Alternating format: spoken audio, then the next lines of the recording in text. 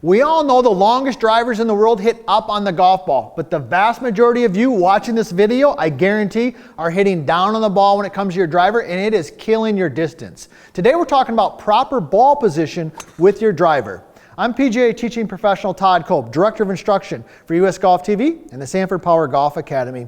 And one of the simplest and easiest ways to increase your distance off the tee with your driver is to learn how to hit up on the golf ball. And in order to do that, you got to have the ball in the right place. Now, hey, if you haven't already, be sure to subscribe to our channel. This is the place for you. If you love golf, US Golf TV is a community for you because we're putting out great content each and every week. So be sure to subscribe, be sure to ring that bell so you get notifications, and always leave a comment. I answer all of those because I love hearing from you. So let's dive right into this. We're talking about the driver, we're talking about distance, we're talking about ball position. All right, so first of all, here's what we got going today. We're going to talk about, first of all, how do we reference ball position? Because that can be confusing. You got to understand that because there's some real secrets I'm going to share with you on how we reference ball position. Then we're going to talk about what are some of the telltale signs that maybe you would see that would tell you, hey, I do have the ball in the wrong spot with my driver. Then I'm going to give you a simple process, a 1, 2, 3 step process to help you guarantee you get the ball in the right spot.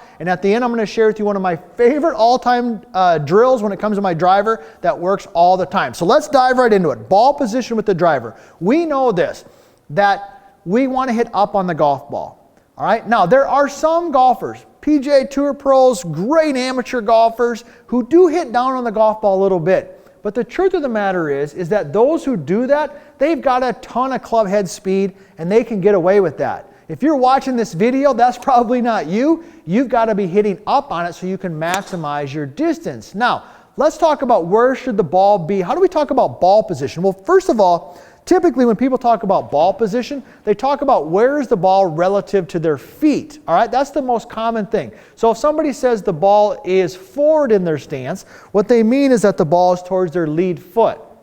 If somebody says that the ball is too far back in their stance, they mean that the ball is towards their trail foot. So those are the two differences in terms of when people are referencing their feet in ball position, they're talking about forward and back, they're talking about front foot versus trail foot. All right, but there's also other ways that you should be referencing ball position. As an example, where should the ball be relative to your body?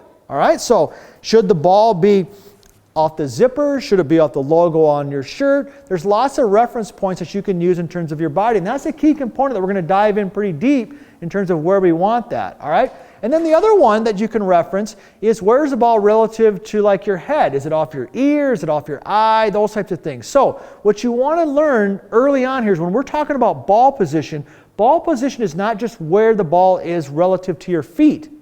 It's where is it relative to your chest? Where is it relative to your head? Where is it relative to the shaft angle? These are all key components that we're going to cover here today. Now, how might you know if you have the ball in the wrong position with your driver? Well, here's some things you're going to see. Number one is you're going to probably see a ball that's spinning a lot. And anytime a ball that has excessive spin on it, it's not going to roll out as much and you're going to be losing distance. So easiest way to know that is if you hit a shot and when the ball gets to its peak height, it just falls straight to the ground and there's no roll on it. That's probably a pretty good sign that the ball could be in the wrong spot. All right, so that's the first place that I would look. Contact. Obviously, if you're hitting them on the toe or the heel, you're not hitting them in the center of the face.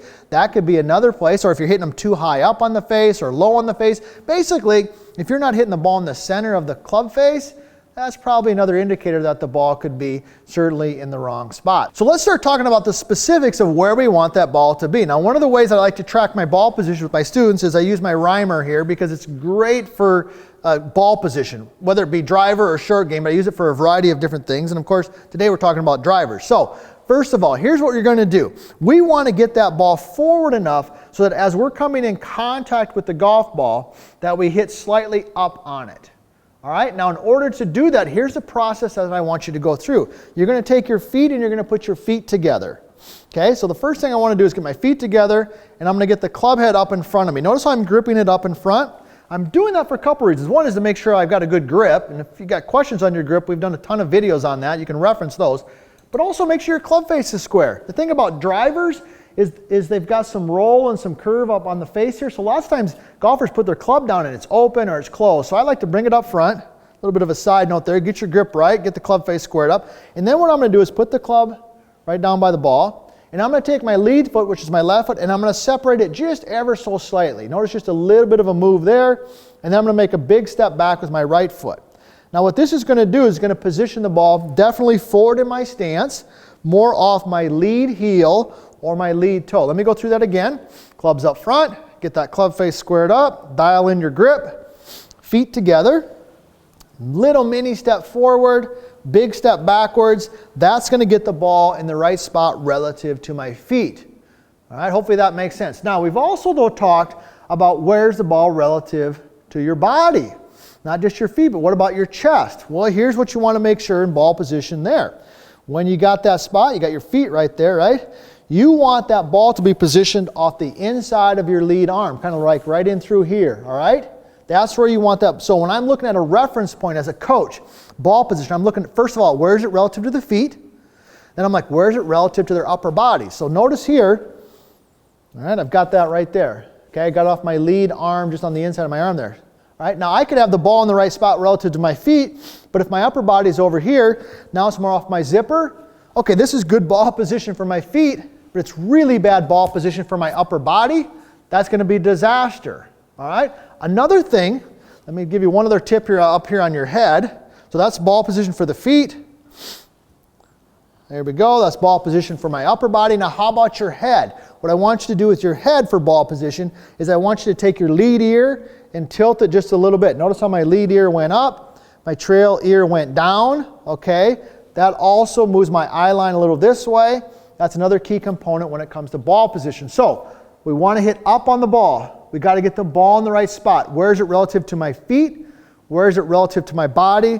And how do I angle my head to do that? That step process that we went through there is going to help you a lot. So I promised you this. Hopefully, if you got any questions on that, be sure to let me know because I'll be happy to answer those. And I promised you here at the end, I'd give you one of my favorite tips when it comes to driving.